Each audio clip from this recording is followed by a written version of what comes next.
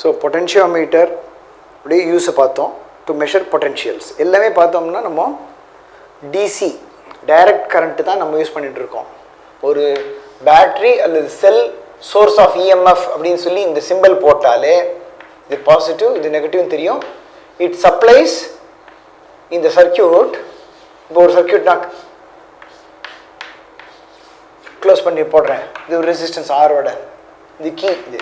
இந்த கீயை க்ளோஸ் பண்ண உடனே கரண்ட் வருது இல்லையா, இதுலேருந்து பாசிட்டிவ்லேருந்து கிளம்பி நெகட்டிவ்க்கு போகிறது இல்லையா, அந்த சர்க்கியூட் அந்த கரண்ட் என்னவா இருக்கணும், டிசின்னு சொல்லுவோம். டிசினா டைரக்ட் கரண்ட்டு. Direct current. நம்ம ஆல்டர்னேட்டிவ் கரண்ட்டுன்னு ஏசின்னு கூட இருக்குது. இதை பற்றி இப்போ படிக்க போகிறது இல்லை, இது படிக்கிறதுக்கு நம்ம இன்னும் தயாராகலை. இந்த என்டையர் கரண்ட் எலக்ட்ரிசிட்டியில் நம்ம படிக்கிற எல்லா சர்க்கியூட்ஸும் டிசியை வேஸ்ட் தான் பண்ணியிருக்கோம். சரி, பவர் அப்படின்னு ஒரு குவான்டிட்டியை நம்ம டிஃபைன் பண்ண வேண்டியிருக்கோம் எலக்ட்ரிசிட்டியில். பவர் அப்படின்னா இப்போ I am sending current through the resistor or by pressing the key இந்த சர்க்கியூட்டில். இது டிசி கரண்ட் இல்லை ஃப்ளோ, டைரக்ட் கரண்ட் ஃப்ளோ ஆகுது. இதோடைய இஎம்எஃப் இன்னு அசியூம் பண்ணிக்கலாம். அப்போ there is a current I according to Ohm's law IR. இதை நான் இன்னொன்று வின்னு கூட எழுதுவேன். அதாவது இப்போ சப்போஸ் அக்ராஸ் த ரெசிஸ்டர் நான் இதை எவ்வளோ மெஷர் பண்ணுறேன், வோல்டேஜ் அல்லது பொட்டென்ஷியல் ட்ராப்னு சொல்லுவோம் இல்லையா, அதை மெஷர் பண்ணுறேன். இப்போ ஈக்கும் விக்கும் என்ன வித்தியாசம், ஈனா என்ன வீனா என்ன? ஈங்கிறது நான் என்ன சொன்னேன், இஎம்எஃப் ஆஃப் த செல்னு சொன்னேன், ஆஃப் பேட்டரி அல்லது செல். வேற விங்கிறது என்ன சொல்கிறோம், பொட்டென்ஷியல்னு ஷார்ட்டாக சொல்லணும். கரெக்டாக சொல்லணும் பொட்டென்ஷியல் டிஃபரன்ஸ் அல்லது பொட்டென்ஷியல் ட்ராப். டிஃபரன்ஸ் ட்ராப் அப்படின்னு சொல்லும்போது ரெண்டு பாயிண்ட்டை சொல்லி ஆகணும். இஎம்எஃப் ஆஃப் த செல்னா பேட்டரியோடைய பாசிட்டிவ் நெகட்டிவ்க்கு அக்ராஸ் எவ்வளோ வோல்டேஜ் இருக்கோ அந்த வோல்டேஜுக்கு பேர் இஎம்எஃப்னு பேர். இந்த வோல்டேஜ் இந்த இஎம்எஃப்க்கும் இந்த பொட்டென்ஷியல் டிஃபரன்ஸ் அண்ட் ட்ராப்புக்கு என்ன வித்தியாசம், அதை பார்த்துட்டு இந்த பவருங்கிற ஆஸ்பெக்டுக்கு போகலாம். இந்த சர்க்கியூட் இப்போ நான் வந்து வோல்டேஜை மெஷர் பண்ணணும் இந்த அக்ராஸ் ஆர்னா I use what is called voltmeter. நம்ம வோல்ட் மீட்டர் எப்படி கன்ஸ்ட்ரக்ட் பண்ண போகிறோம், நம்ம மேக்னெட்டிக் எஃபெக்ட் தெரிஞ்ச அப்புறம் தான். மேக்னெட்டிசம் படிக்காமல் வோல்ட் மீட்டர் பற்றி படிக்க முடியாது. அதே போல் ஆம்மீட்டர் அன்றைக்கே சொன்னேன் லாஸ்ட் கிளாஸில் ப்ரீவியஸ் கிளாஸில். ஆம்மீட்டர் வந்து சீரீஸில் கனெக்ட் பண்ணும்பொழுது ஆம்மீட்டருங்கிறது எப்படி இருக்கும் அப்படின்னா ஒன்ஸ் அகேன் மேக்னெட்டிக் எஃபெக்டோ மேக்னெட்டிசம் தெரியாமல் படிக்க முடியாது. ஆம்மீட்டர் எப்படி கன்ஸ்ட்ரக்ட் பண்ணுறது தெரியாது. இன்னொன்று மனசில் போட்டுக்க வேண்டியது, கேல்வனாமீட்டர்னா என்னன்னு சொன்னேன் இல்லையா, மினிமமாக என்ன சொன்னேன், it's instrument use to measure. மெஷர்னு சொல்லக்கூடாது, டிடெக்ட். மெஷர்னு சொல்லிட்டா குவான்டிஃபை பண்ணுறோன்னு அர்த்தம், இவ்வளவு கரண்ட் ஃப்ளோ ஆகுதுன்னு சொல்கிறோன்னு அர்த்தம். டிடெக்ட் அ கரண்ட் இந்த சர்க்கியூட். இதுதான் நம்ம என்ன பண்ண போகிறோம், ஆம்மீட்டராகவும் இதுதான் நம்ம என்ன பண்ணுறோம் வோல்ட் மீட்டராகவும் கன்வெர்ட் பண்ண போகிறோம். ஸோ கேல்வனாமீட்டர் பற்றி தெரிஞ்சாதான் ஆம்மீட்டர் வோல்ட் மீட்டர் பற்றி தெரியும். கேல்வனாமீட்டர் பற்றி தெரியணும்னா once again magnetic effect of current தெரியாமல் பண்ண முடியாது. அதனால அதெல்லாம் வெயிட் பண்ணணும், அடுத்த சாப்டர் வரைக்கும் வெயிட் பண்ணி ஆகணும். மேக்னெட்டிக் எஃபெக்ட்னு ஒன்று படிச்சாகணும். கரண்ட் எலக்ட்ரிசிட்டி நம்ம படிக்கணும்னா கரண்ட் ப்ரொடியூசஸ் மேக்னெட்டிசம் அப்படிங்கிறத படித்த அப்புறம்தான் அந்த மேக்னெட்டிக் ஃபீல்டுடைய எஃபெக்ட் அந்த கரண்ட் எல்லாம் படிக்கிறதுக்கு தேவைப்படும். அப்போ கேல்வனாமீட்டர் படிப்போம். தென் கேல்வனாமீட்டர் எப்படி ஆம்மீட்டராகவும் வோல்ட் மீட்டராகவும் கன்ஸ்ட்ரக்ட் பண்ணுவோம்னு பார்க்கணும். இப்போதைக்கு நம்ம என்ன பண்ணணும், galvanometer is to detect the current இருக்கா இல்லையான்னு சொல்கிறதுக்கு தான். ஆம்மீட்டர் மெஷர். மெஷருக்கும் டிடெக்டுக்கும் புரியுறதா, மெஷர்னா ஆக்சுவலாக எவ்வளவு கரண்ட் ஃப்ளோ ஆகுது அப்படின்னு சொல்லுவோம். இது கரண்ட் இருக்கா இல்லையான்னு தான் சொல்லும். Measure current. இது வோல்ட் மீட்டர் மெஷர்ஸ் வோல்டேஜ். வோல்டேஜ்னா பொட்டென்ஷியல் ட்ராப் அல்லது பொட்டென்ஷியல் டிஃபரன்ஸ். ஸோ வோல்ட் மீட்டருங்கிறது ஒரு இன்ஸ்ட்ருமெண்ட் இருக்குது by which you can measure the வோல்டேஜஸ்ன்னு அசியூம் பண்ணிக்கலாம். இப்போ இந்த கேல்வனாமீட்டர் தான் இந்த கன்வெர்ட் ஆகுது. இதெல்லாம் அப்புறம் பார்த்துக்கலாம், படிக்க போகிறோம், அப்படியே முடிச்சிடுவோம் கம்ப்ளீட்டாக. ஸோ இப்போ இந்த சர்க்கியூட்டை நான் கீ ஆன் பண்ணிட்டு இந்த வோல்ட்மீட்டர் எடுத்துட்டு வந்து பாசிட்டிவ் வோல்ட்மீட்டர் இந்த எண்ட்லையும் நெகட்டிவ் வோல்ட்மீட்டர் இங்கே இந்த அதர் எண்ட் ஆஃப் ஆர்லையும் கனெக்ட் பண்ணேன்னா it will show the potential drop or the potential difference across R. இது பேர் potential difference னு பேர். இது E ஆக இருக்குமா அப்படின்னா இருக்கணும், provided Eயும் EVயும் எப்போ சேமா இருக்கும். Eங்கிறதுன்னா EM of the cell சொன்னேன். அது எப்படி மெஷர் பண்றது அது சொல்றேன். சொல்லிட்டு நம்ம Eயும் Vயும் சேமா இருக்குமா இல்லையான்னு சொல்றேன். பொட்டன்ஷியல் டிராப் மெஷர் பண்றது சொல்லி கொடுத்தேன். கரண்ட் ஃப்ளோ ஆகணும் ரெசிஸ்டன்ஸ்ல, அப்போ across the resistance we measure the potential difference அல்லது டிராப்னு சொன்னேன். E எப்படி மெஷர் பண்றது, EMF of the cell measure பண்றது, கீயை ஓபன் பண்ணிடணும், கரண்ட் ஃப்ளோ ஆகக்கூடாது. That is called open circuit. Open சர்க்கியூட்னா என்னன்னா இந்த பேட்டரியில இருந்து நம்ம கரண்ட் டிரா பண்ணலன்னு அர்த்தம். டிரா பண்ணாத போது, அதாவது கீயை ஓபன்ல வச்சுட்டு கரண்டே ஃப்ளோ ஆகாத பொழுது இந்த வோல்ட்மீட்டரை கொண்டு போய் இந்த பாசிட்டிவ் நெகட்டிவ் ஆஃப் த பேட்டரியை அல்லது செல் இருக்க மெஷர் பண்ணா அந்த value E. That is called EMF of the cell. அப்போ EMF நம்ம மெஷர் பண்றதுக்கு நம்ம என்ன பண்ணணும், ஓபன் சர்க்கியூட்ல மெஷர் பண்ணணும். கீயை க்ளோஸ் பண்ணோம்னா it starts sending a current through the external circuit. அப்போ இந்த எக்ஸ்டர்னல் சர்க்கியூட்ல இருக்கிற வோல்டேஜை மெஷர் பண்ணலாம். சரி, இப்போ ஏன் சார் இந்த வோல்ட்மீட்டர் கொண்டு போய் இது மெஷர் பண்ணலாமா? மெஷர் பண்ணலாம். மெஷர் பண்ண கூடாதுன்னு சொல்லு. அதுக்கு பேரு EM of the cell in the closed circuit form. So EM of the cell closed circuitலயே மெஷர் பண்ணலாம். closed circuitனா கீயை க்ளோஸ் பண்ணி it is sending a current.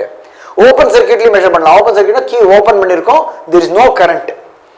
So open சர்க்கியூட்ல மெஷர் பண்றது பேர் தான் EMF. க்ளோஸ் சர்க்கியூட்ல மெஷர் பண்றது EMFனு சொல்ல மாட்டோம். அப்ப மாறுமா வேல்யூனா? மாறும். எப்படி மாறும், எதனால மாறும்? ஒன்ஸ் அகைன், அதுக்கு இன்டர்னல் ரெசிஸ்டன்ஸ் அப்படின்னு அந்த செல்லுக்கு ஒன்று இருக்கும். அதை பத்தி நம்ம அப்புறமா படிப்போம். செல்லை பத்தி படிக்கும்போது படிப்போம். ஸோ செல்லுக்கு இன்டர்னல் ரெசிஸ்டன்ஸ்னு ஒன்று இருக்கும். க்ளோஸ்டு சர்க்கியூட்ல அந்த internal resistance will come into play. Open சர்க்கியூட்ல இன்டர்னல் ரெசிஸ்டன்ஸ் ஆஃபர் ஆகாது. அப்போ naturally the EMF measured across a battery or cell in the open circuit will be greater than the EMF measured in the closed circuit. புரியுதா? Suppose internal ரெசிஸ்டன்ஸ்ங்கிறது very very very negligibly small, 0 அப்படின்னா தான் open சர்க்கியூட்ல இருக்கிற EMF-உம் closed சர்க்கியூட்ல இருக்கிற EMF-உம் same ஆயிடும். In which case E will become V. So எப்போ E will become E னா internal resistance of the cell negligibly small, 0 கிட்ட இருந்தால். யூசுவலா R, small r தான் நம்ம யூஸ் பண்ணுவோம் internal resistanceக்கு. அது approximately 0-வா இருந்ததுன்னா the EMF in the open circuit, the voltage or EMF in the closed circuit will be the same. So இது முதல்ல புரிஞ்சுட்டாச்சா? பொட்டன்ஷியலுக்கும் EMF-க்கும் என்ன வித்தியாசம்னு. இப்போ நம்ம ஏசியை பற்றி படிக்கல, டிசி சர்க்கியூட்ல பவர்னா என்னன்னு இப்போ நம்ம டிஸ்கஸ் பண்ணலாம். இப்போ இந்த கீயை க்ளோஸ் பண்ணுறோம், there is a current flows in the circuit னு சொல்கிறோம் இல்லையா, I. அப்போ என்ன பண்ணுறோம், there is a voltage applied across the resistor V and there is a flow of charge. Flow of charge, rate of flow of charge is current. So flow of charge. Suppose for a time t, இந்த current flow ஆகுதுன்னு வச்சுக்கலாம். The current is passed through the resistor for a time t. What is the current flow? I. We take it as steady direct current. Steady na enna artham? Value magnitude மாறலன்னு அர்த்தம். For the same current flown for the time t. அப்போ what is the total charge that is taken from the cell and passed through this back to the cell? Charge இங்கேருந்து positive charge இங்கேருந்து இங்கே வந்து இது வழியாக போய் திரும்பி பேட்டரிக்கு போய் சேர்றது. அப்போ எவ்வளவு சார்ஜ் அது? current for a time t na Q will become IT. So this is the charge that has flown through the resistor with a potential of V. Appo what is the work done? Work done is charge times potential. Idu nama statics la padichadu. Work done is charge times potential. That is therefore is equal to I T times V. So that is the work done. What is now power? power is defined as P is equal to work done per unit time. Power is defined as work done per unit time. So W by T, which means is simply I times V. So power is current times the voltage drop. That is power என்ன சொல்றோம், power consumed by the resistor. Consumed னா என்ன அர்த்தம், energy spent. இந்த resistor வழியா கரண்ட்டை இந்த battery அனுப்புறதுக்கு எவ்வளவு எனர்ஜி செலவாச்சு அப்படின்னு சொல்றது தான் இந்த ஒர்க் டன். அது பர் யூனிட் டைம், அதாவது ஒரு செகண்டுக்கு எவ்வளவு எனர்ஜி செலவாச்சுன்னு சொல்றது தான் பவர்னு சொல்ல போறோம். that is given by the current times the voltage available across the resistor R. So power consumed னு சொல்லுவோம். இத consumed னா புரிஞ்சுதா, அதாவது பவர் யூட்டிலைஸ்ட், பவர் செலவானது. What is the unit of power பார்க்கலாம். ஒர்க் டன் அப்படின்னு சொல்லும்போது அதனுடைய யூனிட் ஜூல் இல்லையா, ஒர்க் டன் உடைய unit joule, joule per second இல்லையா ஒர்க் டன். அப்போ joule per second is the unit of power. Joule per செகண்ட்ங்கிறத எழுதுறதுக்கு பதிலாக will attribute this power unit to another scientist. ஜூலுங்கிறது ஒரு சயின்டிஸ்ட். ஹீட் ஜெனரேட்டட் அப்படிங்கிறத பற்றி நிறைய ஜூல் படித்தார். நம்ம அதை பற்றி அடுத்து படிக்க போகிறோம். ஹீட்டிங் எஃபெக்ட் ஆஃப் கரண்ட்டில் படிப்போம். ஜூல் அதை பற்றி நிறைய ஸ்டடி பண்ணதால ஒர்க் டன்னுக்கே நம்ம என்ன பண்ணோம், ஜூல்ங்கிற யூனிட் கொடுத்துட்டோம். எப்படி ஃபோர்ஸுங்கிறது வந்து நியூட்டன் அதிகமாக நிறைய விஷயங்கள் சொன்னதால ஃபோர்ஸுக்கு யூனிட் வந்து நியூட்டன். ஸோ சயின்டிஸ்டில் ஆனர் பண்ணுற மாதிரி அதெல்லாம் இல்லையா. இப்போ பார்த்தா பொட்டன்ஷியல் ட்ராப் அல்லது இஎம்எஃப்ல என்ன சொல்கிறோம், வோல்ட்டுன்னு சொல்கிறோம் இல்லையா. ஆக்சுவலி வோல்டா இஸ் அ சயின்டிஸ்ட், அதுக்கு வோல்ட்டுன்னு நம்ம சொல்கிறோம். மேக்னெட்டிக் ஃபீல்டுன்னு வரும்போது காஸ், டெஸ்லா இப்படிலாம் கேள்விப்பட்டிருப்பீங்க. அதெல்லாம் அகைன் சயின்டிஸ்டோட name. So all these units most of the times are attributed to a scientist who contributed in a very great way to the particular effect. அப்போ பவருக்கு joule second சொல்லலாம், அல்லது it is termed in terms of rather given in terms of a scientist watt, James Watt. James வாட்டை பற்றி கேள்விப்பட்டிருப்பீங்க, steam engine அந்த ஆளு. அப்போ W is the symbol for power, watt. அப்போ ஒரு செகண்ட்ல எவ்வளவு wattage of power consumed அப்படின்னு தெரியணும்னா the current passing through that equipment or resistance times the voltage supplied to the resistance. இதுதான் power consumed.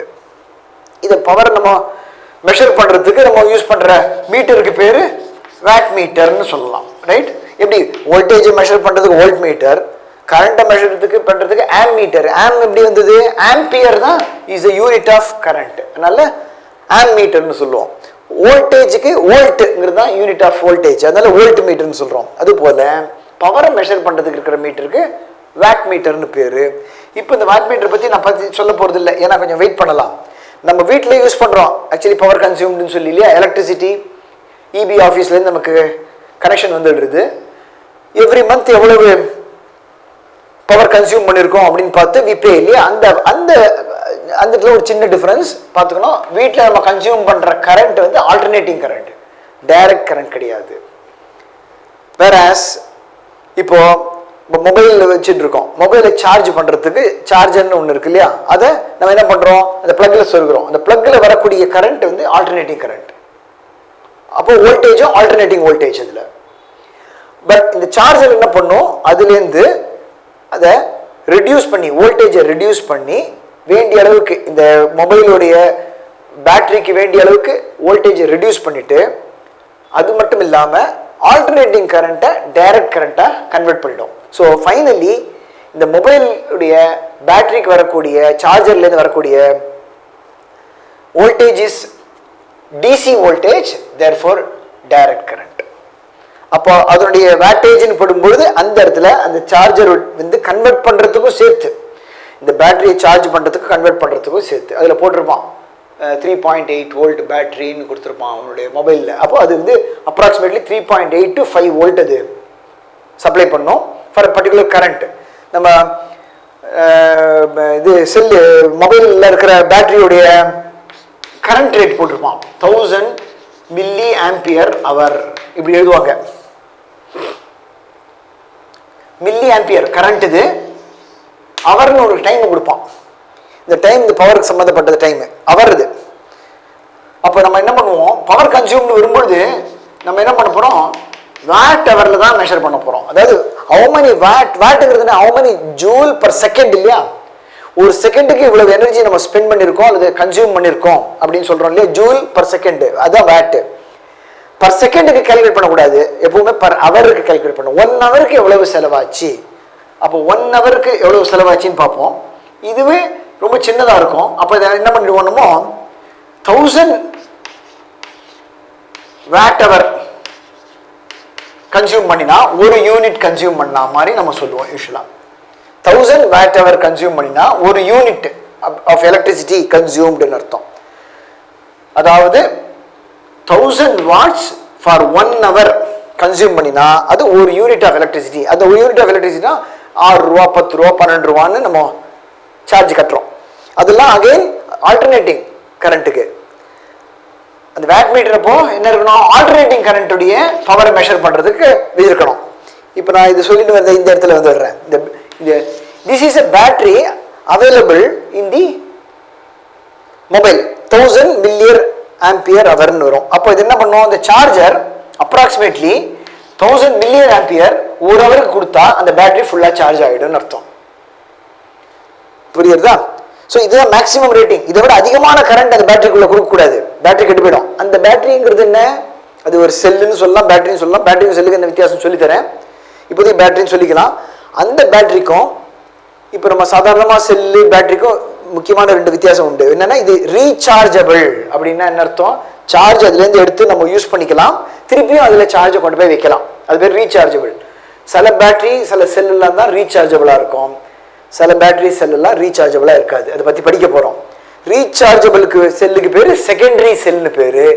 நான் ரீசார்ஜபிள் அதாவது அது சார்ஜை மட்டும் நம்ம ஃபுல்லாக எடுத்துட்டோம்னா ஃப்ரெஷ்ஷாக தான் ப்ரிப்பேர் பண்ணணும்.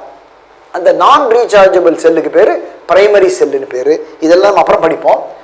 பேசிக்காக இது நம்ம எலக்ட்ரிசிட்டி படித்து முடித்த உடனே 12th ஸ்டாண்டர்டில் எலக்ட்ரிசிட்டி படித்து முடித்த உடனே மொபைலை பற்றி ஐடியா தெரிஞ்சிருக்கணும், சார்ஜரை பற்றி ஐடியா தெரிஞ்சிருக்கணும், சில வீட்டில் இருக்கிற எலக்ட்ரானிக் கேட்ஜெட்ஸ் அண்ட் எலக்ட்ரிக்கல் கேட்ஜெட்ஸை பற்றி ஐடியா தெரிஞ்சுக்கணும், வீட்டில் இருக்கிற ஹீட்டர் வாட்டர் ஹீட்டரை பற்றி தெரிஞ்சிருக்கணும், எலக்ட்ரிக்கல் எக்யூப்மெண்ட் லைக் ஃபேனை பற்றி தெரிஞ்சிருக்கணும், பல்பை பற்றி தெரிஞ்சுக்கணும், டியூபை பற்றி தெரிஞ்சிருக்கணும், சிஎஃப்எல்லை பற்றி இதெல்லாம் தெரிஞ்சிடணும். 12th படித்து முடித்த உடனே பாதி எலக்ட்ரீஷியன் ஐடியா தெரிஞ்சு வச்சுருக்கணும். அதுக்கு முக்கியமானது இந்த கரண்ட்டும் வோல்டேஜும்.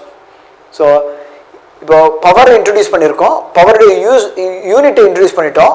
அந்த பவருடைய யூனிட்டை மெஷர் பண்ணுறதுக்கு உண்டான வேட் மீட்டரோட கன்ஸ்ட்ரக்ஷன் ஒன்ஸ் அகைன் அது வந்து இந்த கேல்வனாமீட்டருடைய ஐடியாவில் தான் வரும். ஸோ உனக்கு நமக்கு தெரிய வேண்டியது மேக்னட்டிசம் எல்லாமே தெரிய முடியாது. வேட் நம்ம மெஷர் பண்ணும்போது ஒரு செகண்டுக்கு இவ்வளோ வேட் இவ்வளவு எனர்ஜி செலவாச்சுன்னு சொல்கிறத விட ஒரு ஹவருக்கு இவ்வளவு செலவாச்சுன்னு பார்ப்போம்.